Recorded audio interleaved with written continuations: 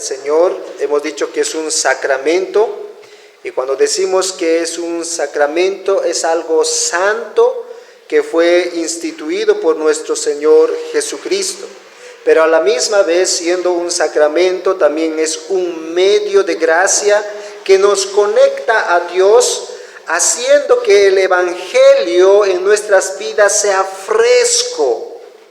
La cena del Señor hace que jamás nosotros nos olvidemos las buenas noticias de la salvación. La cena del Señor nos recuerda que soy su hijo, y a causa de los méritos de nuestro Señor Jesucristo, nadie podrá arrebatarnos de las manos de nuestro Padre. Y esa es la razón del por qué todo hijo de Dios debe anhelar estar presente en la cena del Señor. El hecho de ser pasivos en no participar de la cena del Señor, habíamos visto ahí en los pasajes que es un pecado. Es pecado no participar de la cena del Señor, porque este sacramento es un mandato de parte del Señor. Por tanto, comed, tomad. Son mandatos que el Señor ha dado a sus hijos para que una y otra vez recuerden de que ellos fueron rescatados de la esclavitud de pecado. Así que hemos dicho hasta este momento que no es una opción para el Hijo de Dios celebrar la cena del Señor. La cena del Señor me llama a mí para yo estar con Él. La cena es un recordatorio de la obra de Cristo, pero también es una realidad de que Él volverá por mí. Pueden ver ustedes ahí en el versículo 26, dice que esto que comemos y bebemos y anunciamos la muerte del Señor hasta que Él venga.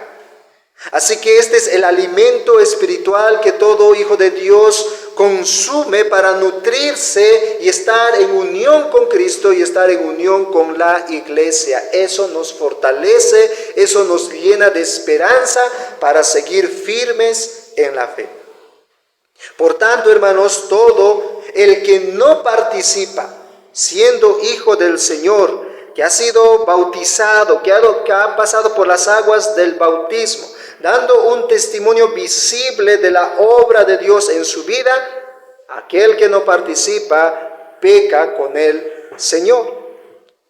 Es pecado no participar al Señor, de la mesa del Señor, pero también es pecado cuando participamos indignamente. Y de eso es lo que el apóstol Pablo está hablando. Pablo nos está diciendo que nosotros, antes de participar de la cena del Señor, debemos prepararnos para nosotros beneficiarnos de este sacramento. De ahí el título que le hemos puesto a esta enseñanza, preparándome para la cena del Señor. Hermanos, el siguiente domingo tenemos la cena. Así que con esta enseñanza ya sabemos de parte del Señor la forma como nosotros debemos venir y participar de este sacramento. ¿Cómo debemos prepararnos para participar de la cena del Señor? El versículo 27 nos ha dicho, discierne la obra de Cristo. Versículo 27, de manera que cualquiera que comiera este pan o bebiera esta copa del Señor indignamente será culpado del cuerpo y la sangre del Señor. Eso significa que nosotros debemos meditar, debemos pensar, debemos recordar, debemos traer a nuestra mente la obra de Cristo. Debemos ir al pasado y debemos ver aquel sufrimiento de nuestro Señor Jesucristo, derramando su sangre hasta la última gota para rescatarnos de la ira de Dios. Eso me fortalece en el presente. Pero a la misma vez yo debo ir al futuro, viendo que este mi Señor que ascendió a la diestra del Padre, Él volverá por mí. Eso me llena de esperanza en el presente. Así que debemos recordar que Cristo en la cruz, cuando murió, Él murió por nuestros pecados pasados, presentes y futuros, y tenemos una seguridad de que nadie nos arrebatará de sus manos. Eso es lo que nosotros debemos discernir. En eso debemos estar pensando antes de participar de la cena del Señor. Segundo, versículo 28 y 29, nos dijo el apóstol Pablo que debemos examinarnos a nosotros mismos a la luz de lo que Cristo hizo. Versículo 28 dice, por tanto, pruébese cada uno. No pruebes al otro hermano, pruébese cada uno y coma así del pan y beba de la copa. Es decir, debemos revisar nuestras vidas. ¿Cómo hemos estado nosotros delante del Señor durante todo este mes para llegar a la cena del Señor? Y de seguro, al momento de examinarnos, vamos a llegar todos a una conclusión: hemos fallado. Somos indignos de participar de la cena del Señor. Ninguno de los que estamos aquí somos dignos de sentarnos en la mesa del Señor. Entonces, cuando nosotros nos examinamos y vemos nuestro pecado, vemos nuestra corrupción, vemos que le hemos fallado a nuestro Señor, entonces nos lleva a la humildad, a inclinar nuestro corazón, a inclinar nuestras rodillas delante del Señor en arrepentimiento y pedirle a que nos ayude a lidiar con esos pecados. Por eso Pablo dice que nosotros debemos examinarnos con el propósito de participar. Note nuevamente versículo 28, dice, pruébese cada uno a sí mismo y después de examinarse, coma y beba. Y coma y beba, hemos dicho que son mandamientos. Es un imperativo de parte del Señor. Así que no es como muchas veces nosotros hemos aprendido, ¿no? Alguna vez yo he escuchado a algunos hermanos, me he examinado mi vida y he visto mi pecado, entonces me he limitado a tomar de la cena. No, Pablo nos dice aquí, examina tu vida. Y examina tu vida con el propósito de participar. ¿Qué implica eso? Que cuando examines tu vida vas a ver tu pecado. Y cuando veas tu pecado, tú debes arrepentirte y pedirle al Señor que te dé las fuerzas para vencer ese pecado y participar luego de la cena del Señor. Cuando tú examinas tu vida y ves tu pecado y no participas de la cena, pecas doblemente. Pecas porque estás aprobando tu pecado y pecas porque has deshonrado el mandato de comer y beber del pan y del vino. Así que debemos examinarnos a nosotros mismos, pero nos dice el versículo 9, debemos examinarnos a la luz del cuerpo de Cristo. Versículo 29, porque el que come y bebe indignamente, sin discernir el cuerpo del Señor, juicio come y bebe para sí mismo. Y esto es lo que le lleva a cada hijo de Dios al lugar de dignidad. Cuando nos examinamos, nos vemos que somos indignos. Cuando nos vemos a nosotros mismos, vemos que tenemos pecado. Pero Pablo nos dice que no solamente te veas a ti, sino cuando tú te veas también mira el cuerpo de Cristo. Mira lo que Cristo hizo. Cristo vivió la vida que tú y yo no podíamos vivir y nunca viviremos aquí. Y Cristo murió la muerte que tú y yo merecíamos morir. Así que mira a Cristo, no te quedes solamente mirándote a ti, mira a Cristo. Entonces, en Cristo vas a ser digno para poder participar de la cena del Señor. Así que la celebración de la cena no es una opción para el Hijo del Señor. Para aquel que ha sido transformado por el Evangelio, no es una opción, es un mandato. Y este mandato realmente es maravilloso. Dios quiere de manera especial con la cena del Señor. Dios quiere que tú nunca en tu vida olvides lo que Él ha hecho por ti. Dios quiere que nunca te enfríes en tu fe. Dios quiere que nunca te dejes controlar por esos ídolos. Dios quiere que estés fresco con el Evangelio. Dios quiere que estés una y otra vez recordando ese primer amor, cuando tú entendiste el Evangelio y viniste a los pies de la cruz. La cena del Señor, queridos hermanos, nos mantiene frescos, activos, lúcidos, amando y sirviendo a Dios a través de la obra de Cristo. Hasta ahí hemos visto hace 2 domingos atrás. Ahora vamos a ver, hermanos, las otras dos formas como el apóstol Pablo nos muestra que nosotros debemos prepararnos para participar de la cena del Señor. En primer lugar, discierne el cuerpo de Cristo. En segundo lugar, examina tu vida a la luz de la obra de Cristo. Y en tercer lugar, reflexiona en la disciplina del Señor. Versículo 30 y versículo 32. Pablo ahora nos va a describir, va a detallar aquello que ha estado diciendo en el versículo 27 y en el versículo 29, ¿no? Como juicio come, ¿no? ¿Qué significa ese juicio come? Pablo nos describe ahí en el versículo 30 y 32. Miren lo que dice.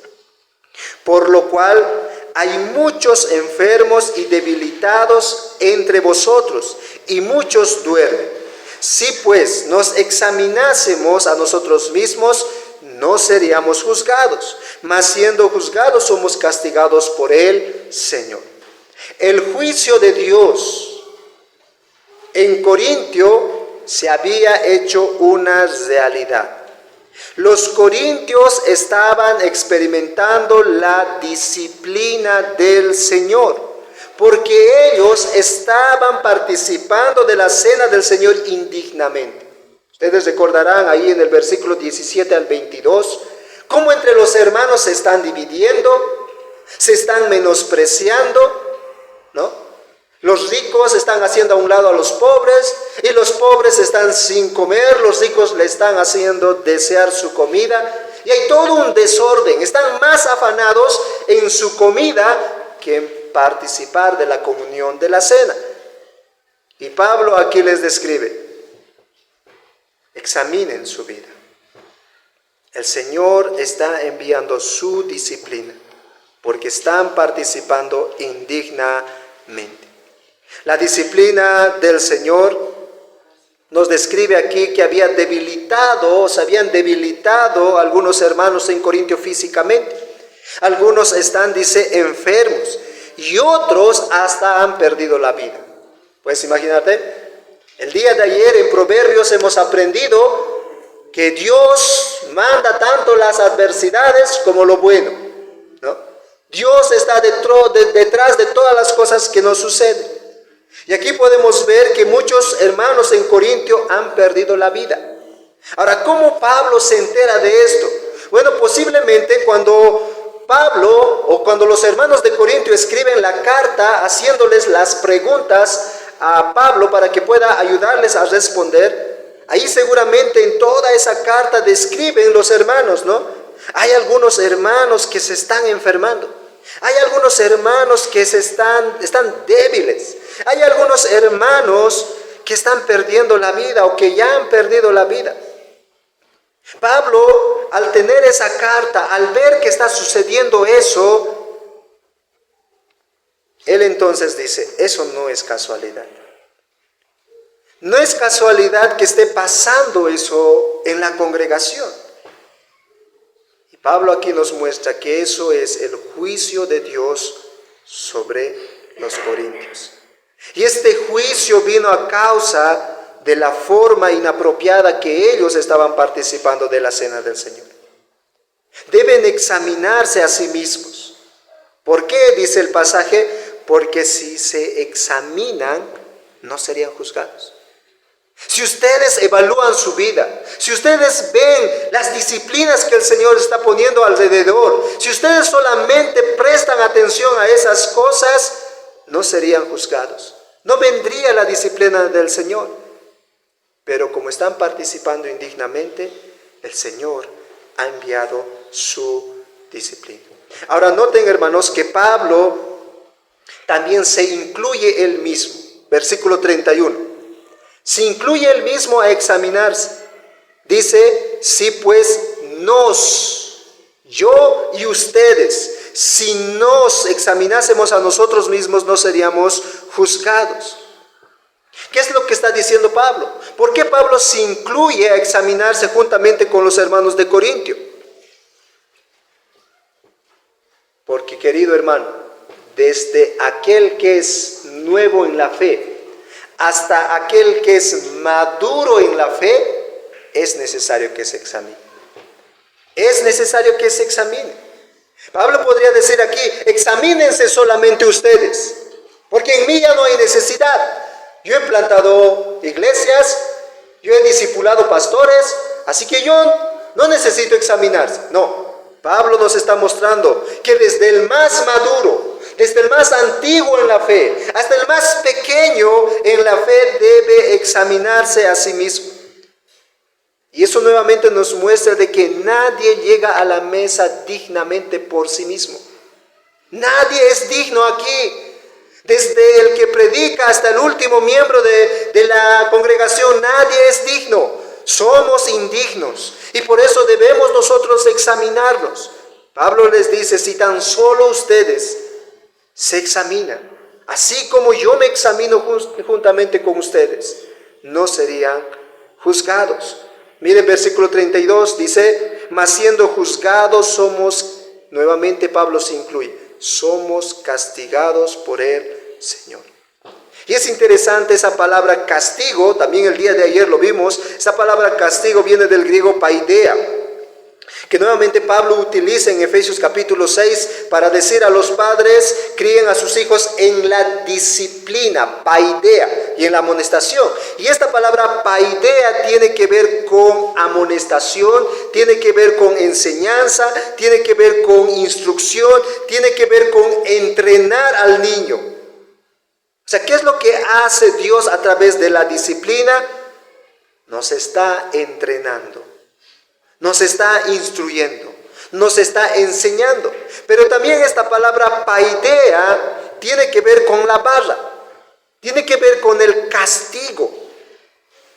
Y Dios, de manera especial, entre los hermanos de Corintio, ha tenido que utilizar la vara. Muchos hermanos están debilitados, muchos hermanos están enfermos y algunos habían perdido la vida. El castigo de Dios había llegado sobre ellos por participar indignamente de la copa y del pan. Dios los estaba disciplinando para que se vuelvan a Él en arrepentimiento y fe. El arrepentimiento, o al arrepentirse de sus malos caminos, ellos iban a experimentar nuevamente la paz con Dios. Ellos iban a experimentar la gracia, la misericordia y el amor de Dios. Es más, queridos hermanos, la disciplina en el Hijo de Dios es una muestra de cuidado amoroso de parte de Dios. Miren ahí en Hebreos capítulo 12. Quiero que me acompañen ahí.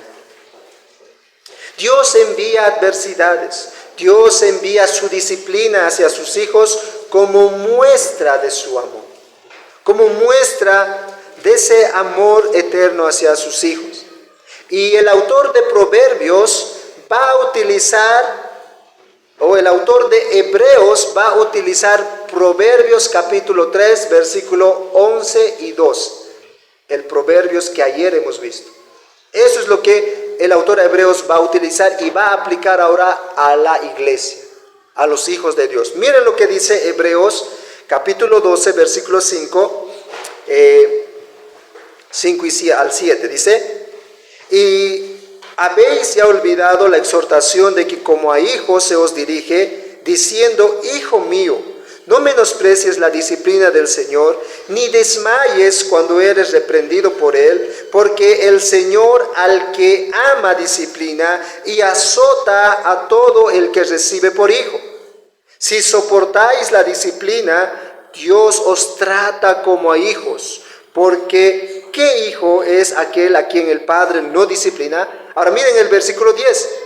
Y aquellos ciertamente por pocos días nos disciplinaba, nuestros padres, por pocos días nos disciplinaba como a ellos les parecía. Pero Dios, para lo que nos es provechoso. ¿Para qué nos disciplina? Para lo que es provechoso. ¿Para qué más? Para que participemos de su santidad.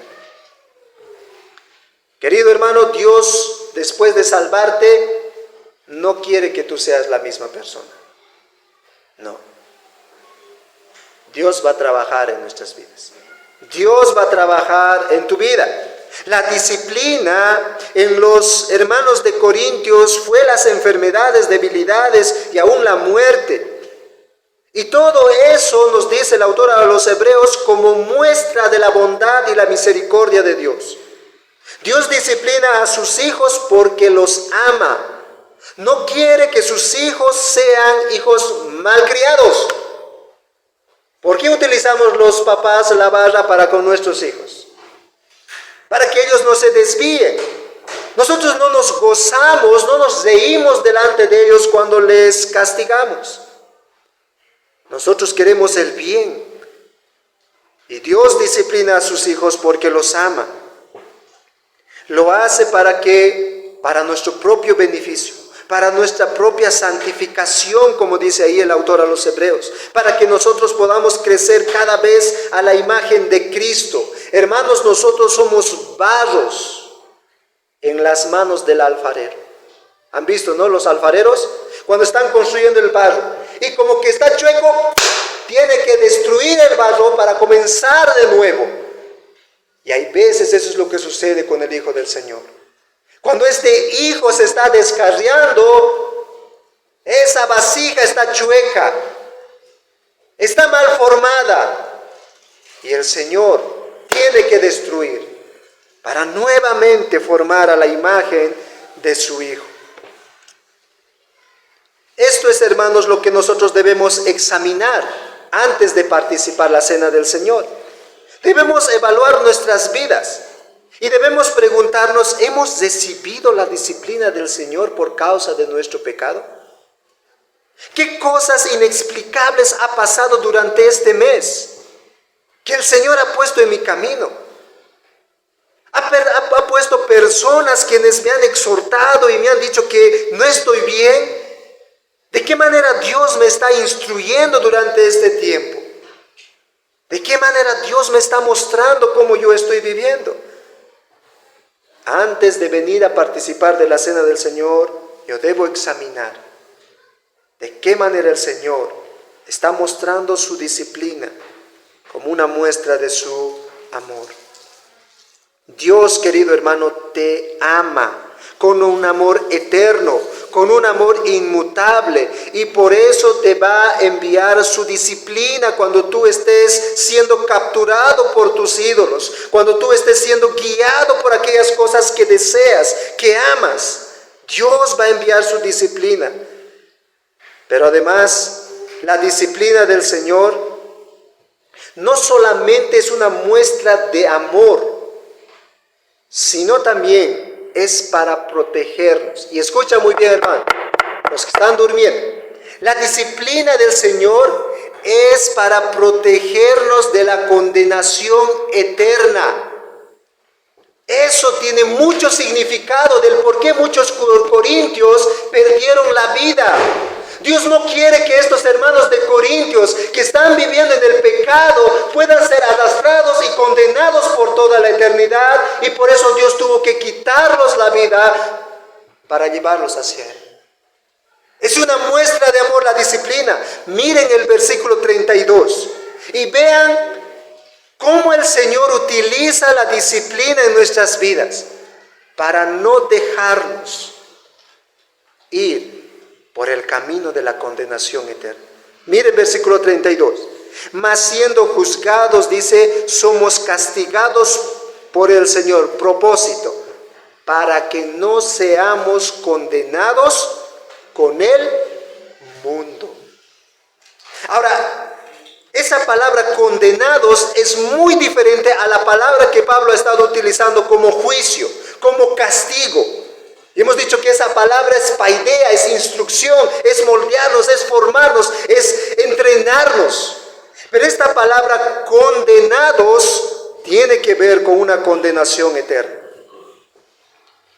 Cuando Pablo habla del juicio, está hablando de la disciplina amorosa de Dios a sus hijos. Pero cuando Pablo habla aquí de la condenación, está hablando de la condenación eterna del mundo. todos los incrédulos experimentarán esta condenación. Y cuando el Señor envía su disciplina en nuestras vidas, es para rescatarnos de la condenación eterna.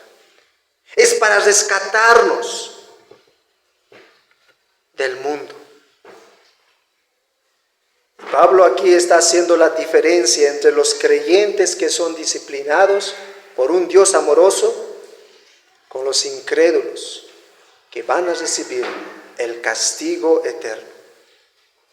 Y si aquí entre nosotros hay todavía alguien que no es un cristiano verdadero, que no ha experimentado la conversión, que no está confesando sus pecados y dejando sus pecados, que no ha venido todavía a Cristo en humillación, reconociendo sus pecados, ¿sabes? Esta última parte del versículo 32 posiblemente esté describiéndote a ti.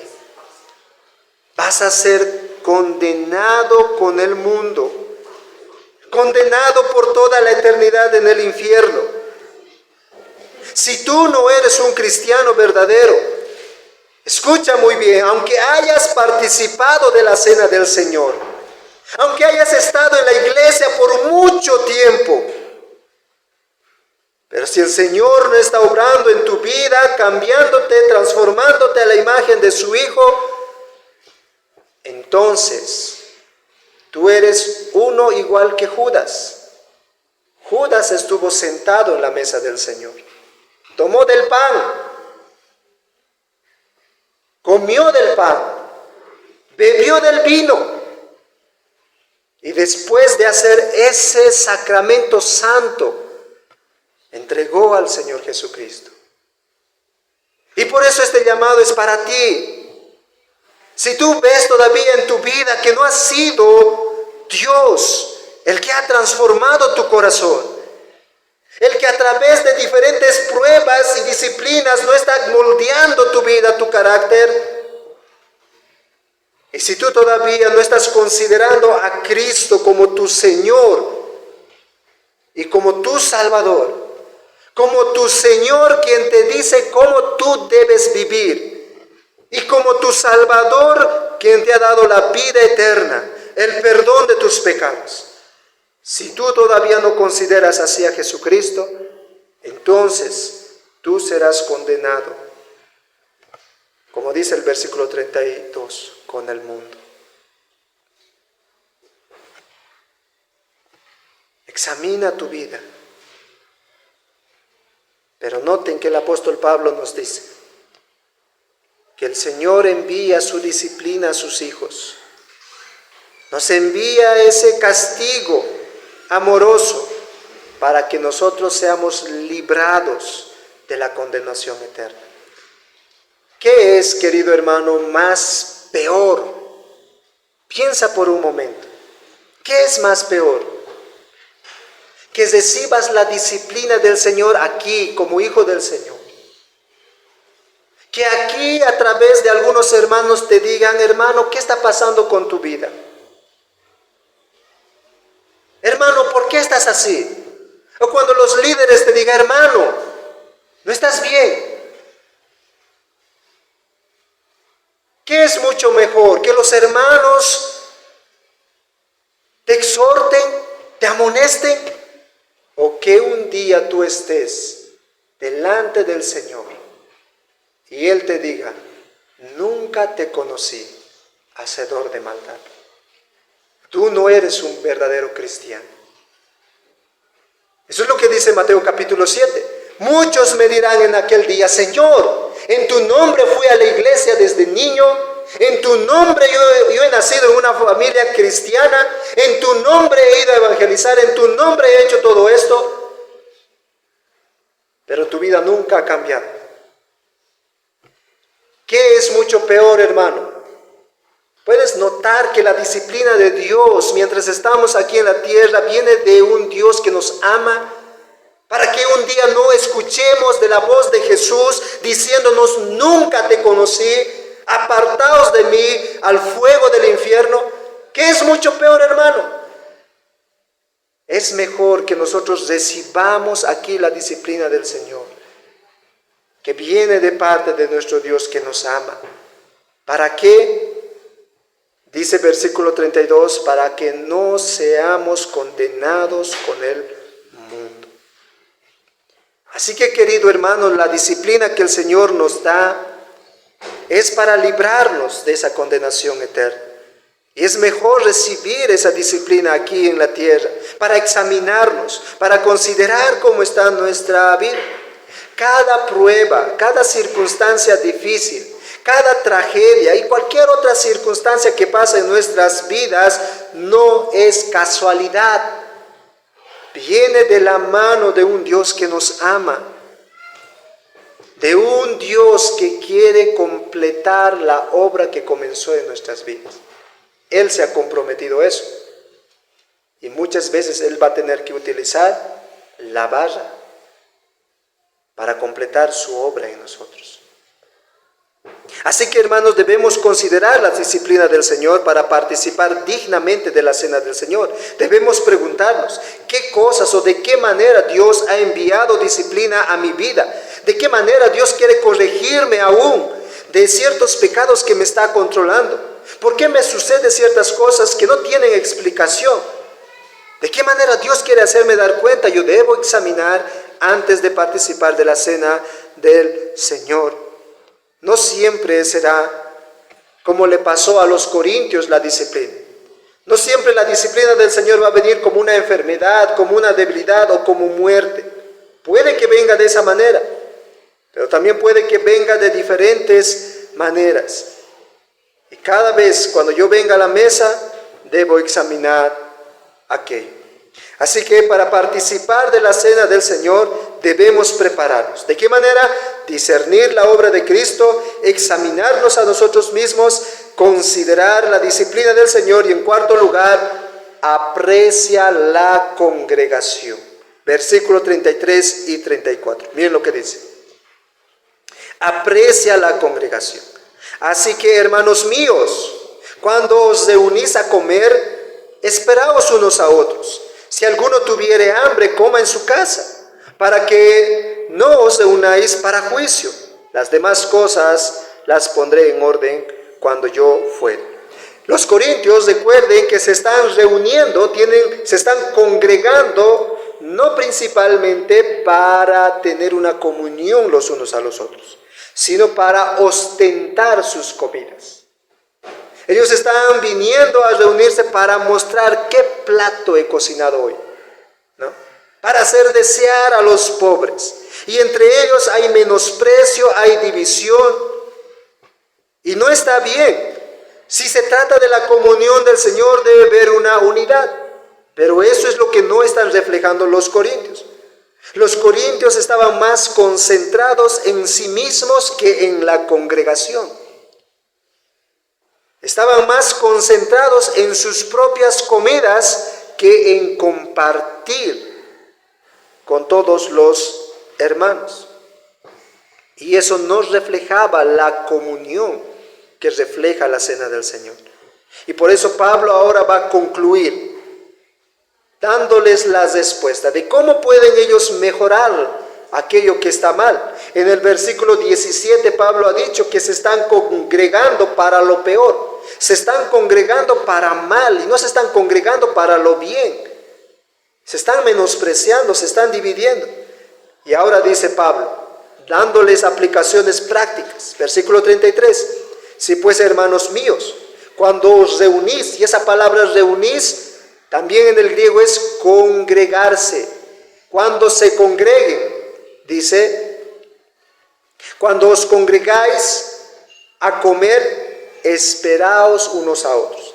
Y esta palabra comer se refiere a la comunión que ellos tenían. No está hablando del pan y del vino, a la comunión. Recuerden que en el primer siglo los hermanos primero comían el pan, luego comían su comida, ¿no? Su tapeque que cada uno se traía, y luego tomaban recién el vino. ¿No? Esa era la forma como ellos celebraban la cena. Y por eso dice, cuando ustedes están en el tiempo de la comunión, cuando sacan sus tapeques, ¿no? Cuando sacan sus comidas, ¿qué dice? Esperaos unos a otros. Recuerden que entre ellos, los ricos por este ladito, ¿no? Con su pique macho. Y los pobres por allá, no sé, posiblemente sin nada. Ahora dice Pablo, esto es lo que debe hacer.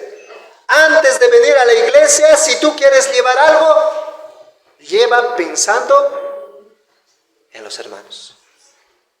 Si va a haber un compartimiento, piensa en tus hermanos. Espérense unos a otros. La reunión que ellos tenían era para poder satisfacer sus propios estómagos ellos mismos. Pero ahora les dice que no es así. Antes de ir a la celebración de la cena, piensen en la congregación. Porque la congregación es importante. Es la familia de Dios. Es importante que tú puedas esperar a los otros hermanos, les dice Pablo. Pero también Pablo da otra solución. Versículo 34 dice, si alguno tuviere hambre, coma en su casa. ¿Cuál era el problema? Algunos hermanos abrían antes su tapeque y empezaban a comer antes que llegaran los otros, y aunque los otros no tenían. ¿Y qué dice aquí Pablo? Si realmente tienes hambre y no puedes controlarte, come en tu casa. Anda saciado para que esperes. ¿Qué tal el apóstol Pablo va a dar una prédica de 2, de 3 horas, de 4 horas? Para que no te desesperes, anda alimentado, ¿no? Pablo está dando, hermanos, aplicaciones visibles, que en su vida realmente se vea algo visible. Y no estamos diciendo aquí, hermanos, que desayunes un banquete, ¿no? Para que vengas aquí al culto. No está diciendo eso. Sino que está mostrándoles al problema que ellos tenían soluciones. Y seguramente cada uno de nosotros, cuando venimos a congregarnos, venimos motivados por otras cosas. ¿Qué le está diciendo Pablo aquí? ¿Cuál es la aplicación en el carácter de estos hermanos? Le está diciendo, sean pacientes, sean tolerantes. Y siendo pacientes y tolerantes, eso es un amor genuino los unos a los otros. Y de la misma manera nosotros, hermanos, cuando venimos aquí debemos ser pacientes y tolerantes. Algunos llegan temprano. Bien, gloria a Dios. Algunos llegan tarde. Pero querido hermano, ¿no ha pasado por tu mente cuando tú has llegado temprano en criticar a esos hermanos que llegan tarde? En vez que tú pienses en tu hermano, Señor, haz que llegue mi hermano, haz que llegue, estás renegando. ¿Por qué llega tarde? Pablo dice que haya una transformación visible en tu vida. Sean pacientes y tolerantes los unos a los otros, que pueda haber un amor genuino. Y con esto no estamos diciendo, hermanos, que todos lleguen tarde, ¿no? Y prueben la paciencia de los que llegan temprano. Los que llegan tarde deben llegar a arrepentirse. Porque es el Señor quien nos convoca a reunirnos. No es el pastor, no son los hermanos que llegan temprano. No estamos diciendo aquí que debemos llegar tarde y debemos probar la paciencia de otros. No, pero está diciendo que nosotros podamos ser tolerantes los unos a los otros, pacientes, esperándonos los unos a los otros. Así que los corintios debían de entender que el propósito de la congregación, que el propósito de reunirse no es alimentarse físicamente, es alimentarse espiritualmente. Cada vez que venimos a la congregación, no lo hacemos para satisfacer nuestros estómagos, sino para satisfacernos del Señor. El participar de la cena del Señor no tiene el propósito de satisfacer tu cuerpo físico, sino tu vida espiritual. Es tener una comunión íntima con Cristo y con su pueblo. Y por eso debemos apreciar, queridos hermanos, la congregación. Debemos apreciar la congregación. Debemos estar en paz los unos a los otros. Y con limpia conciencia debemos participar del pan. Hay hermanos que no participan del pan porque ha tenido algún choque con otro hermano. Y tiene un sentimiento de culpa. ¿Qué nos está diciendo el Señor? soluciona tus problemas. Soluciona. Si ha habido algún conflicto con algún hermano, pide perdón. Tienes que estar en paz con todos. Debemos prepararnos de esa manera para la cena del Señor. ¿Por qué? Miren el versículo 34, la segunda parte. Para que no os reunáis para juicio. Si se han dado cuenta, cada parte que nos se ha estado diciendo cómo prepararnos, el Señor nos se ha ido advirtiendo. Háganlo de esta manera para no recibir la disciplina. Háganlo de esta manera para no recibir la disciplina. Prepárense de esta manera para no recibir la disciplina. Estén en bien con la congregación para que no reciban juicio, para que no reciban la disciplina. Así que podemos preguntarnos, ¿no? ¿Cómo estamos con nuestros hermanos? ¿Los conocemos a todos? ¿Sabemos cuáles son sus luchas? ¿Estamos siendo de edificación a nuestros hermanos? ¿De qué manera visibles apreciamos la congregación? Si Cristo viniera aquí y te preguntara, querido hermano, ¿has orado por el otro hermano? ¿Qué tú le responderías al Señor? ¿Tienes algo en contra de algún otro hermano? Si no aprecias la congregación y no estás bien con ellos y participas de la cena, estás participando indignamente. Y pronto, dice el Señor, vendrá la disciplina. Así que la hermandad, la comunión es sumamente importante. Esta es la familia del Señor.